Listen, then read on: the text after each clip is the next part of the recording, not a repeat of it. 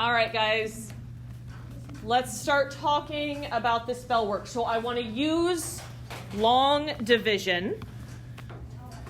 I've got this big, long polynomial. I don't need to worry about that equals 0 part. I just want these pieces. Where's that going to go when I do this long division? Under the long division symbol. Do you guys remember the long division from elementary school? At least a little bit? Okay. So I'm going to have a long division sign like this. And that whole big long polynomial, 2x cubed plus 5x squared minus 4x minus 3 goes under it. So what goes out in front of it? 2x plus 1. Factors go in front.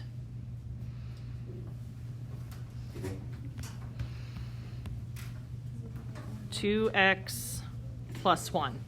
So far, so good? All right, then we start doing some comparing because I want this 2x cubed to cancel out.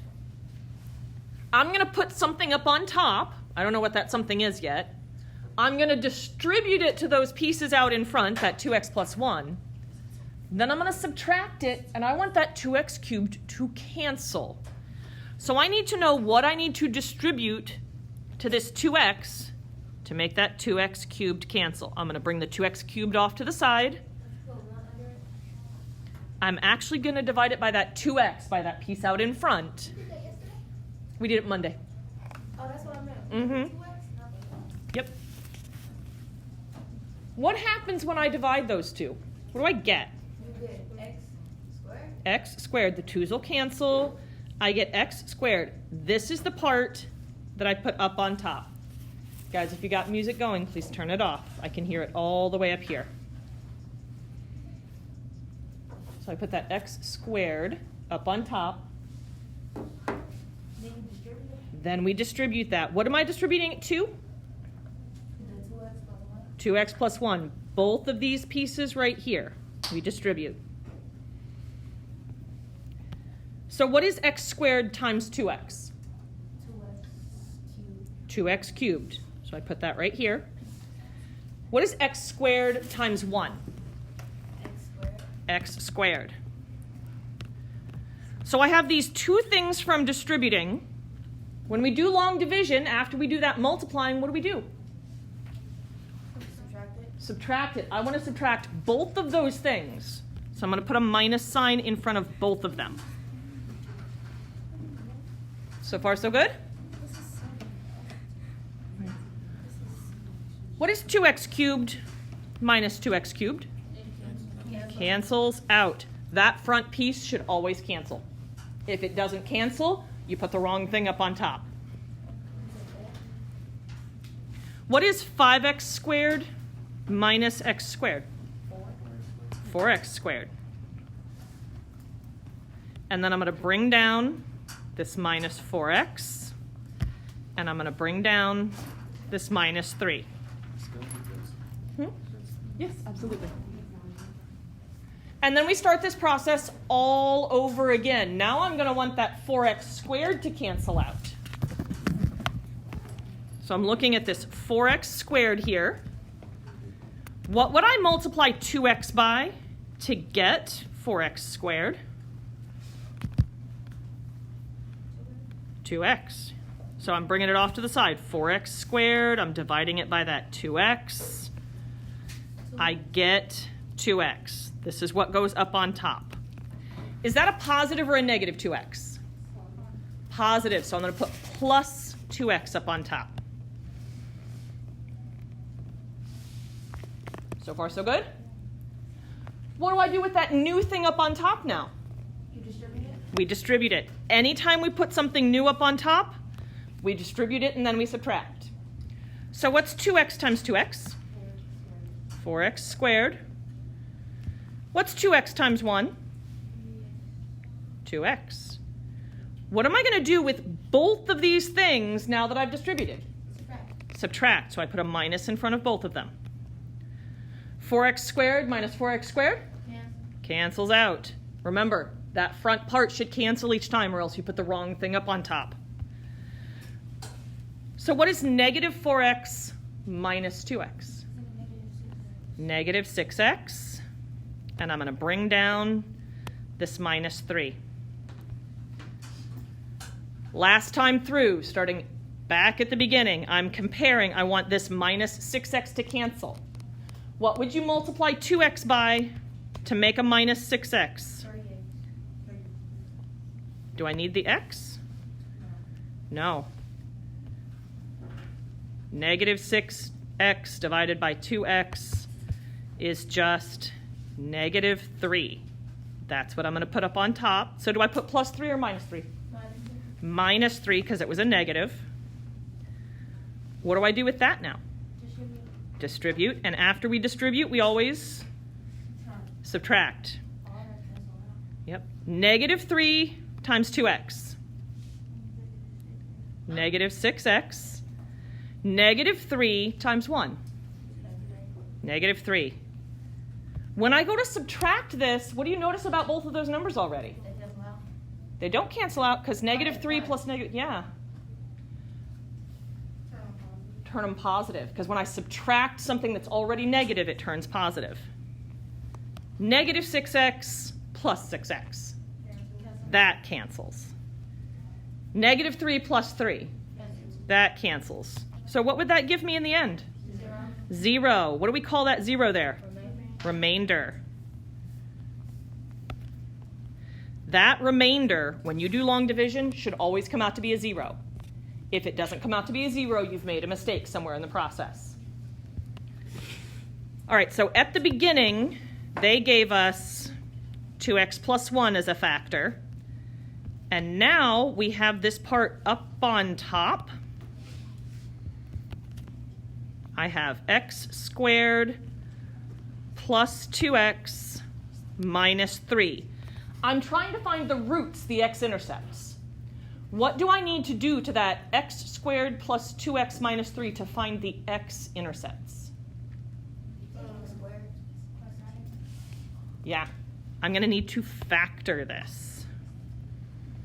If it doesn't factor, then I would have to use quadratic formula, but I'm going to try to factor it first. Can I use my shortcut on this one? Yes. How do I know when I can and can't use the shortcut? Yep, a is just an x squared. It's just a 1. I have to multiply the numbers for a and c together. What do I get when I do that? Negative 3. And what's the b value? 2. So I need to think up two numbers that'll multiply to give me negative 3, but add to 2. Negative 1, positive 3. These are the two numbers that go in my factors with an x. So I'm going to have x minus 1 and x plus 3. Yep. Don't forget we had that original factor out in front, 2x plus 1. So I have to take all three pieces and set it equal to 0. This right here is fully factored.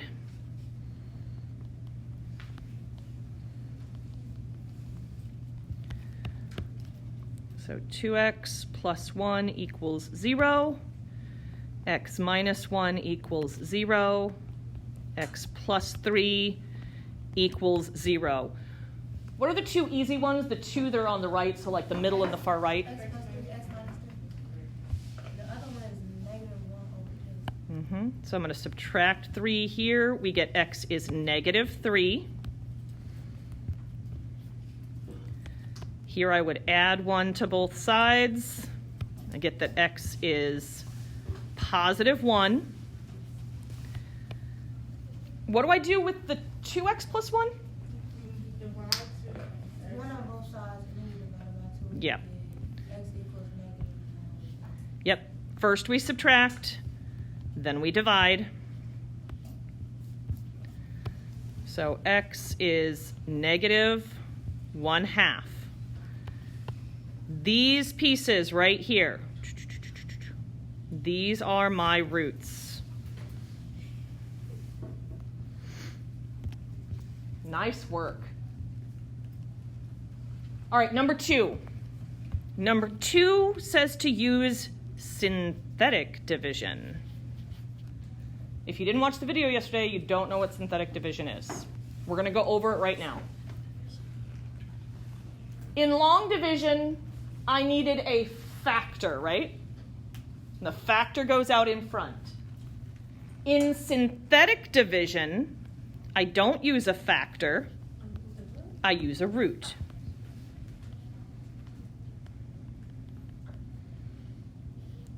Did they tell me a root here? So, 2. Just like the factor goes out in front in long division, the root goes in front in synthetic division. Synthetic division is different because I don't use any of the x's. I only use the coefficients, the numbers in front of the x's. We use an upside down division sign for this. Look at this big long polynomial with me here. I only want the numbers in front of the x's. I'm going to start with the biggest power. So x cubed, what's the number in front of x cubed? 1. So I write down a 1. Then I go to the next one. I go to the x squared. What's the number in front of the x squared? -2. And then I move over from there. 5 and -10. I only want the numbers for this. Whatever that last number is, cut him off from the rest of the group. Because what we get down here will be our remainder.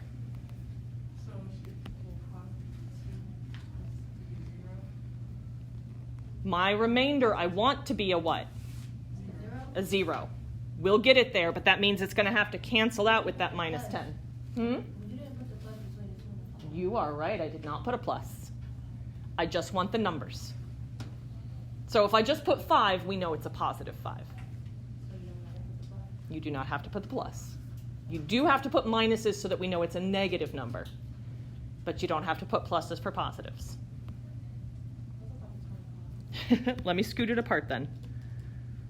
Oops. I'll scoot it over a little bit. I'm trying to make sure that I'm not... Is that a little bit better? Okay. For synthetic division, whatever that first number is in your division sign, you just bring it straight down. Straight down.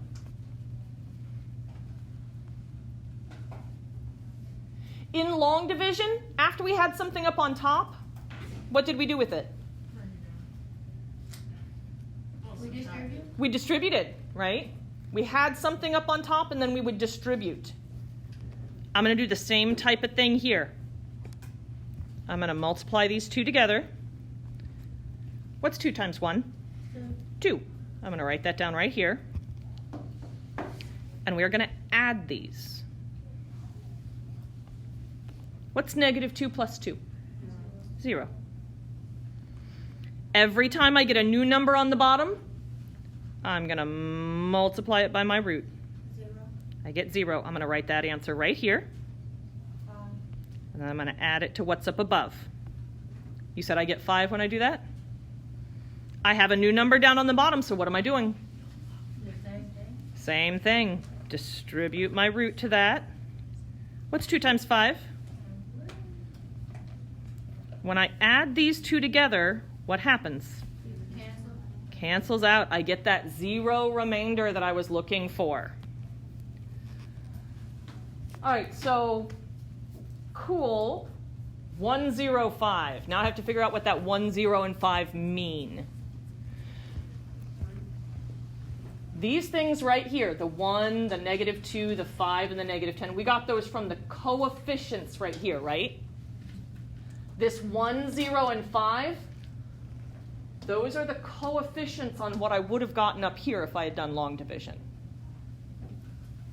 Look at this polynomial up here in number 1. The biggest power, the biggest exponent was what? 3. When I did my division, what was the biggest power? 2. It went down by 1, didn't it? Same thing happens here. What was the biggest power here? 3. This is the coefficient then on the x squared. So I have a 1x squared coming from right here. What comes after an x squared? An x. So plus 0x. And then I have my constant, plus 5. It's going to look like general form, yes. It's a quadratic. That 0x, I want to talk about that one for just a second. What's 0 times 5? 0.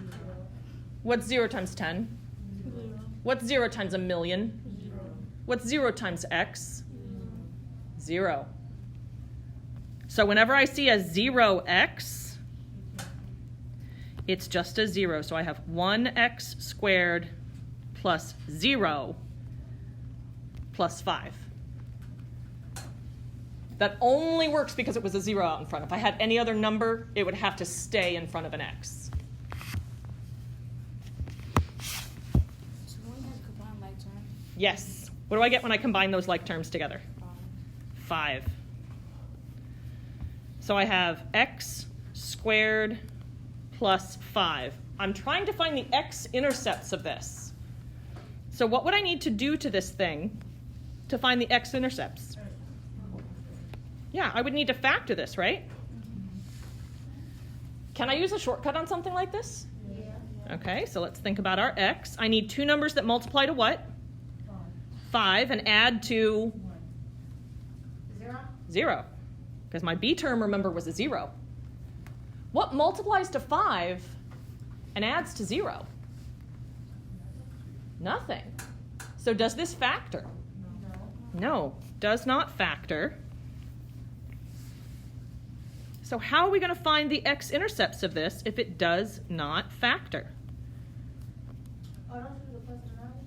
Plus or minus. What are you thinking of when you say doing the plus or minus? You do the parentheses, the x plus 5, the x plus 5. Close. Super close. It does kind of look like a difference of two squares, doesn't it? Difference of two squares. What has to be true about that original polynomial? What does it have to have in between the two pieces? Equal or minus. Has to have a minus because it's a difference, right? Do we have a minus in between these? That equal to 0. If I set it equal to 0, what can I do with it from there? I'm going to have to use quadratic formula because it does not factor.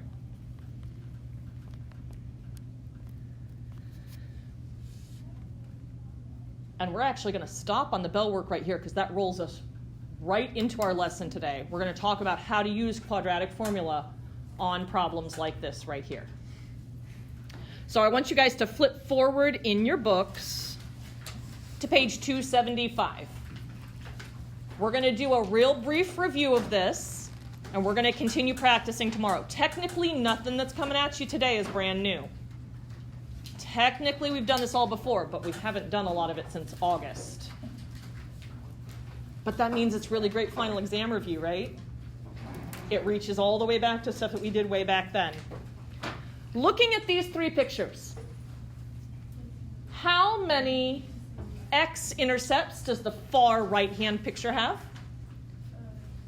2. We have 2 x-intercepts. These are my roots. 2 real roots. That's absolutely correct. 2 real roots means 2 x-intercepts.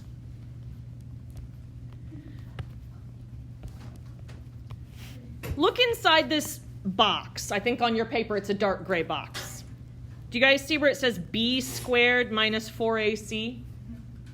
Do you remember talking about b squared minus 4ac? A little bit. It's part of the quadratic formula. Oh, yeah, this is the thing under the... It's the thing under the radical. That's absolutely correct. This is called the discriminant.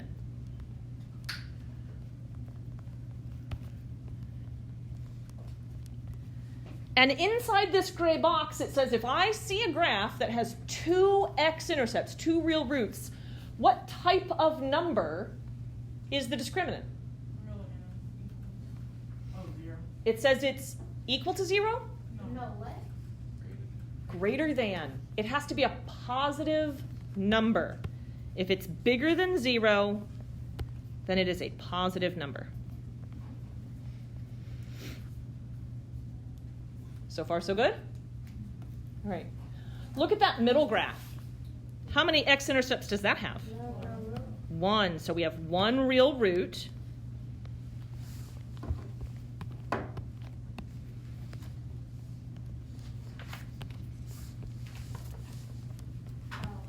One x-intercept. Look inside that gray box. What is true about the discriminant when we only have one x-intercept? It's equal to 0. The discriminant is 0. Not bigger than, not smaller than, exactly at 0, and it's going to touch the x-axis in exactly one spot. Look all the way over on the left. Two imaginary roots. We have no x-intercepts here. Two imaginary roots. And it has to be less than 0. Yes.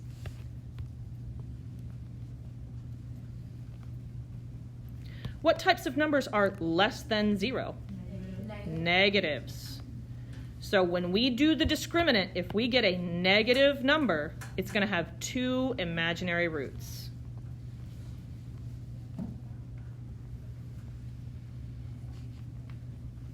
All right. So technically that's all review. We've talked about that before. If you look down below, we've talked about these ideas before too. Look at that big box down at the bottom. Real numbers are all those colored boxes down at the bottom. Whole numbers, integers, rational numbers, irrational numbers, those are all real numbers. Your calculator can only work with real numbers. So anything you can put into your calculator is a real number. When we include imaginary numbers in this big group, this is now the set of complex numbers.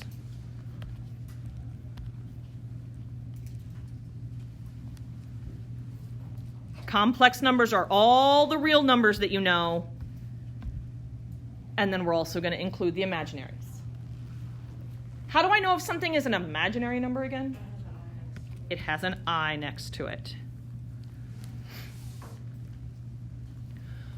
For all of our polynomials, the number of roots that it has is equal to the degree. The degree is the biggest exponent.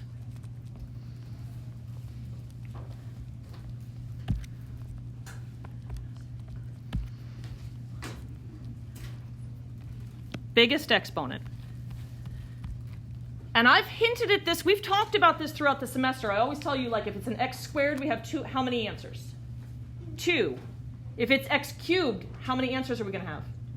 3. If it was x to the 5th, we're going to have 5. Whatever that highest power is, that's how many answers there are. Those answers can either be real or they can be imaginary. But the real answers plus the imaginary numbers, or imaginary answers, has to add up to my degrees, so that I get that total number of answers. Look at number 1 here. What is the biggest exponent on number 1? 3. Is 3 odd or even? Odd. The maximum number of real roots this could have? 3. The minimum. 3 is odd, right? Do the ends go the same or opposite ways on an odd? Opposite ways. I want you to think for just a minute about the world. What do we call that imaginary dotted line that goes right around the fattest part of the globe? The equator, right? If I gave you a picture of the world and I asked you to draw a line on it, the ends pointing in opposite directions, would you have to cross the equator somewhere? Yes. So if I have an odd function and my ends point opposite directions, it has to cross the x-axis at least once.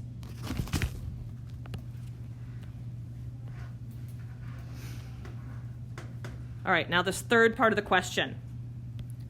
If there are 3 real roots, how many imaginary roots would it have to have? What's my degree again?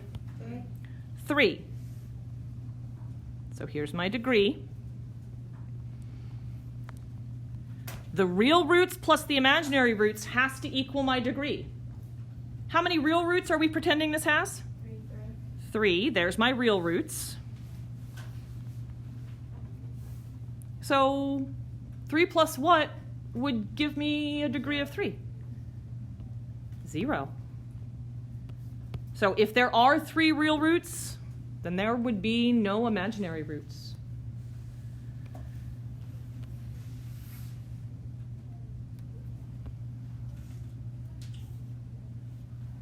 Let's look at the second one, number 2. What's the degree here?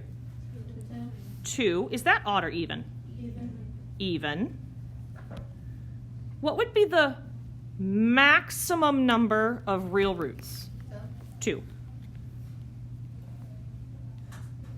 For the minimum, I want to go back to that globe example again. So think about the Earth, think about the equator. This is even. My ends go the same way, kind of like a parabola, right? If I gave you a picture of a globe and I asked you to draw a parabola on it, would your parabola have to cross the equator? No. It could, right? But it wouldn't have to. What is the minimum number of times an even polynomial would have to cross the x-axis? 0.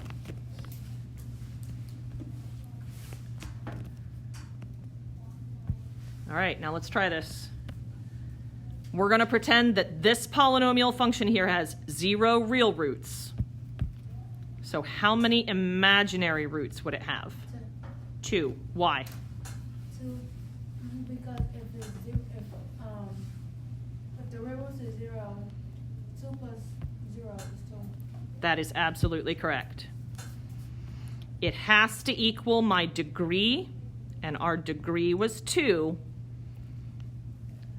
So if there's no real ones, but my degree is 2, it has to be 2 imaginary ones. So far, so good? All right. Flip the page with our last little bit of time. I want to practice finding the discriminant again. We'll get into a lot more quadratic formula stuff tomorrow and review that idea. How do I find the discriminant again? Yes. B squared minus 4ac. We don't even do the square root part of it. We just do the b squared minus 4ac part. How do I figure out which part is a, b, and c? A always has the x squared, B always has the x, and C doesn't have the x. That's absolutely correct. Both of you guys are correct. When we go to use the discriminant, I just want the coefficients, just the numbers in front. We're not going to use any of the x's when we substitute in. So my a is going to be this piece right here. B is this part right here. What's our c on this one? Negative 12. -12. Good job. Grab that sign with it. If it's a negative, you have to grab the sign as well. So now how do I find the discriminant? Put 6x first, and then you put square. Yep, we do 6 and squared. Remember, we just grabbed the numbers. Minus 4, and then you put 2 in parentheses, and you put negative 12 in parentheses. All right, so I do 6 squared, and then you said minus 4, and I'm sorry, tell me the parentheses part again. 2 in parentheses and negative 12 in parentheses. Perfect. All right, so now we're going to use order of operations.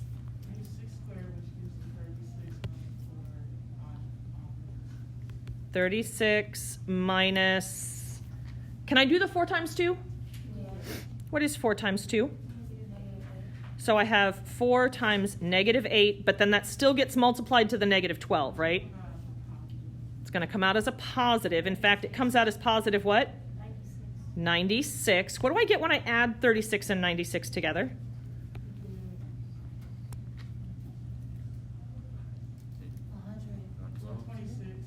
132. So here's the value of our discriminant.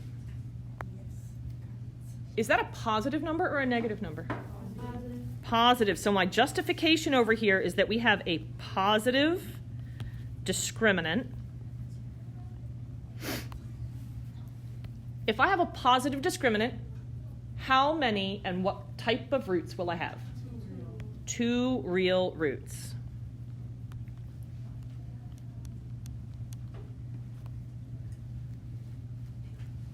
Second one down. What are we using for A? 1. Nice work. What are we using for B? 4. What about for C? 4. So now tell me what to do here. So I'm playing 4 to B squared minus 4 A and C. Okay. So what do I get as I start to simplify this using order of operations? You don't even have to have an 8 in there. 16. Not really, because I'm multiplying by 1, right? So I'm really doing -4 times 4, right? Yeah. What is -4 times 4? 16. So I have 16 minus 16. 0. 0. What does that mean? Imaginary? 2 imaginary. No, it needs 1. 1 real? 1 real. If it comes out to be exactly 0, it's just going to touch the x-axis in one spot. 1 real root. How do I know when there's imaginaries?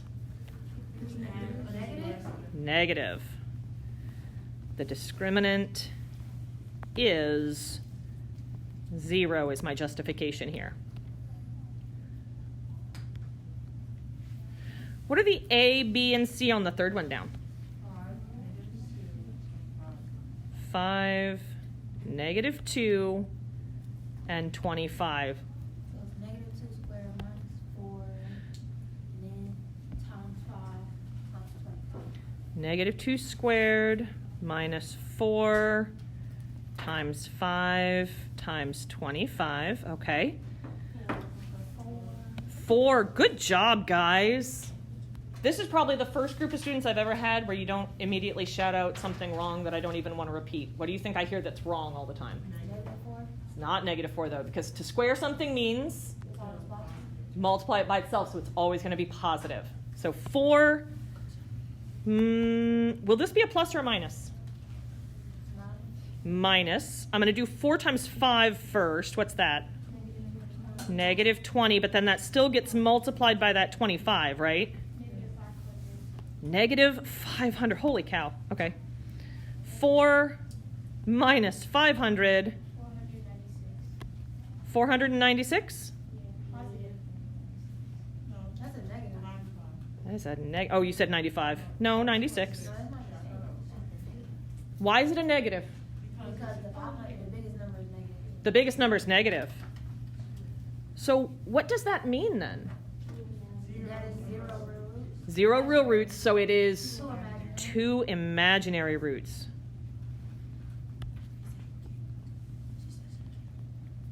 Why? Because it's less than 0. Yes, the discriminant is negative.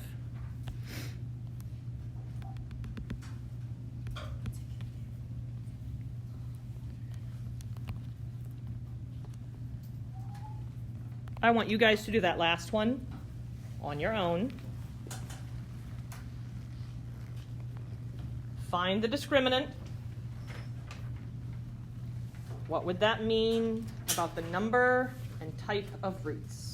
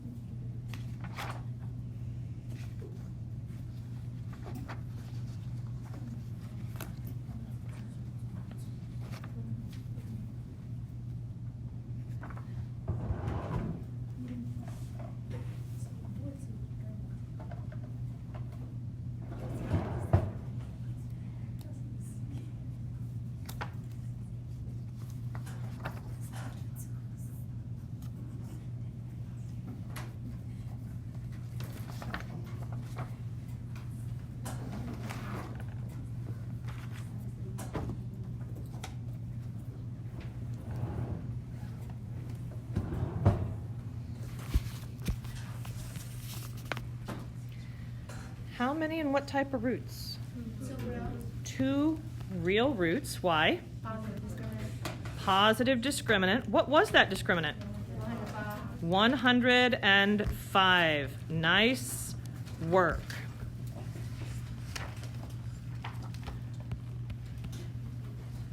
So we would do 11 squared minus 4 times 4 times 1. So 121 minus 16, which is 105. Fantastic work, guys. Okay, just real quick at the end, you guys have a homework assignment due Friday morning.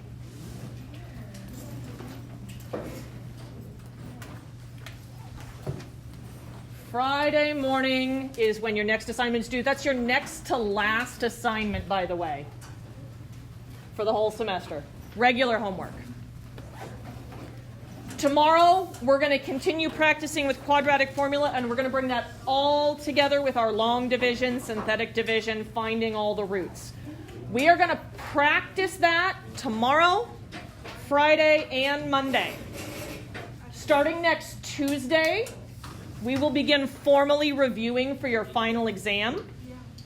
We're going to spend Tuesday reviewing units 1 and 2, although we're going over a lot of those ideas right now.